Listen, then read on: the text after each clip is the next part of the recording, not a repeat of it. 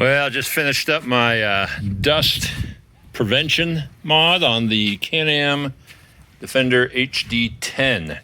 If you see my other videos, I use this as a trail exploration rig and not a mud rig or a farm rig. Anyhow, look at my other videos, or I'll link it down below. But as you can see, I added some dust snorkels. I was made aware, well, let me back up. Obviously, this thing has a dust intake issue when you get into the air filter box and or the CVT box. They are packed with dust because you got one inlet right here where all this accumulation is happening right there. Kind of a stupid place to put it. And then on the air filter, it used to be right here facing downwards.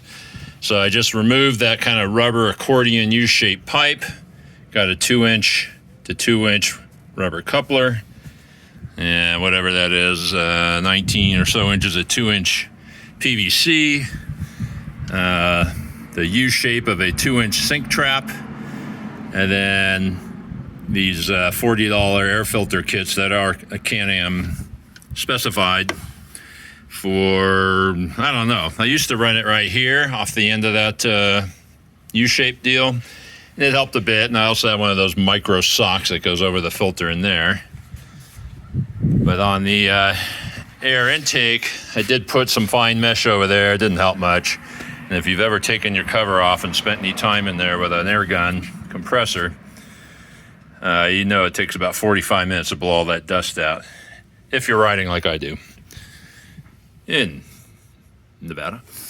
So anyhow, same thing, slightly longer pipe. This one here, you just got to saw the pipe right here that's coming up from down below and unhook it here. You can just leave this on if you ever wanted to reassemble, or you can just pull the whole thing off, doesn't really matter.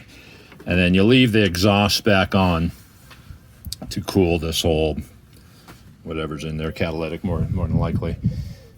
You can spend about $700 and get a real fancy version of this from the XMR Defender, which is their mud version, which brings these up even higher, kind of up to here.